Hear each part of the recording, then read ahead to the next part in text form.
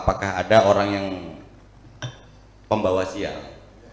Dan bagaimana pandangan Buya jika seseorang selalu berkata terserah Allah dan hidup hanya untuk Allah, tetapi ketika harus kehilangan sesuatu menyalahkan kondisi, bahkan menyalahkan orang lain?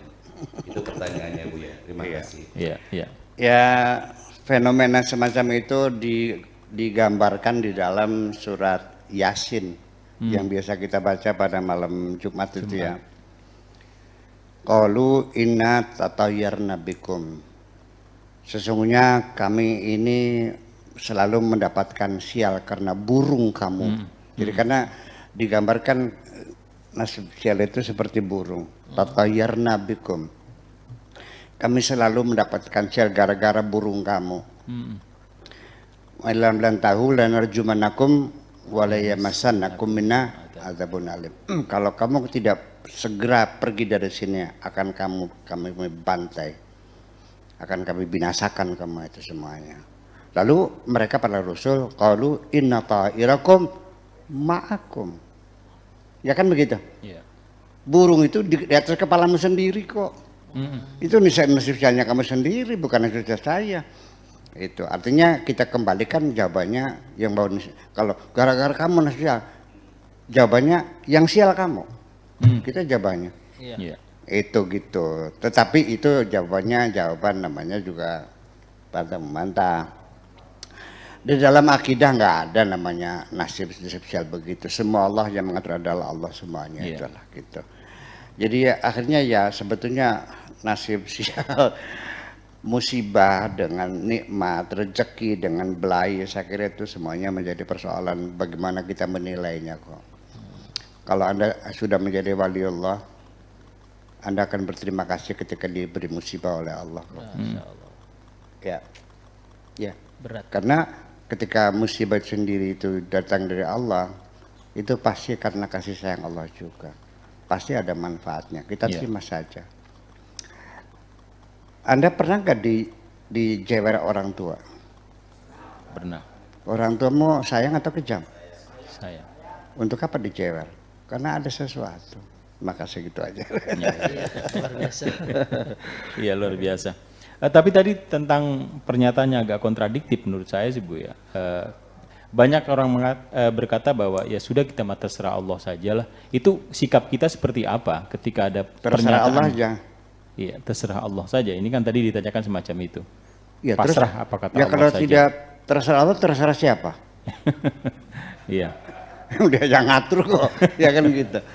Nah, nanti pada akhirnya mah yang dimaksud dengan terserah Allah itu yang menjadi intinya adalah kita siap menerima apapun keputusan Allah, itu terserah Allah. Iya. Artinya selanjutnya kita tidak menyesali apapun yang sudah terjadi, tetapi kita akan terpicu untuk mencari solusi. Itu yang persoalannya. Ini persoalan ini bukan disesali, tapi dicarikan solusi. Itu persoalannya kok. Jadi artinya kita jangan pernah mengatakan begini, orang kalau sudah hilang harapan kan namanya putus asa. Nah makanya ketika kita menghadapi kesulitan, anjuran dari Tuhan itu kan ista'inu bisabri wassalat. Mintalah pertolongan kepada Allah bisabri dengan sabar, wassalat dan berdoa. Artinya kita bertahan diri bersabar, artinya punya resistensi yang kokoh dalam diri kita sendiri dan berdoa. Artinya berdoa itu adalah memunculkan satu harapan. Selagi orang itu berdoa, berarti masih ada harapan. Kalau orang masih ada harapan, masih terdorong untuk mencari solusi, untuk berusaha kembali. Ketika hilang harapan, orang itu tidak akan berbuat apapun, akan terdiam, sudah menyerah. Nah makanya jangan pernah mengatakan bahwa ini adalah tidak ada harapan, nggak ada semuanya itu. Kenapa kita bergantung pada Allah? Karena kita bergantung pada Allah, nggak ada yang mustahil kok. Yang Innallaha ala kulli syai'in qadir, Allah semuanya apa saja bisa. Ya kalau kita bergantung, maksud saya agama apapun semua meyakini Tuhan itu maha kuasa. Jadi minimal saya percaya beginilah. orang yang beragama itu tidak berputus asa.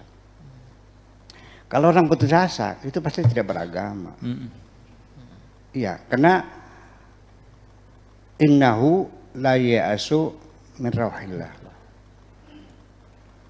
illal qaumul kafirun. Tidak mungkin ada orang berputus asa kecuali itu kafir. Artinya orang tidak bertuhan, tidak percaya sama Tuhan.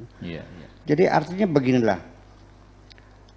Minimal dengan keyakinan kita nanti ada yaumul hisab, ada pengadilan Tuhan di ini, keadilan akan ditanggung Tuhan. Minimal itu kan merawat harapan kita. Sekalipun kita di dunia dalam keadaan susah menderita, semakin adanya harapan nanti itu akan ada keadilan, kita bisa bertahan hidup. Harapan itu penting dirawat, jangan sampai kita kehilangan harapan. Ya, jadi termasuk juga kita di dunia ini. Setiap agama, setiap mazhab punya punya paradigma atau keyakinan ya. Orang Islam ada yang menunggu datangnya Imam Mahdi. Ada lagi kembalinya Nabi Isa. Atau lagi namanya menunggu kedatangan Mesias. Ada lagi menunggu turunnya Ratu Adil. Terlepas apakah itu nyata atau tidak, tapi itu penting bagi kehidupan manusia. Minimal orang itu bertahan, ada harapan. Maka segitu aja.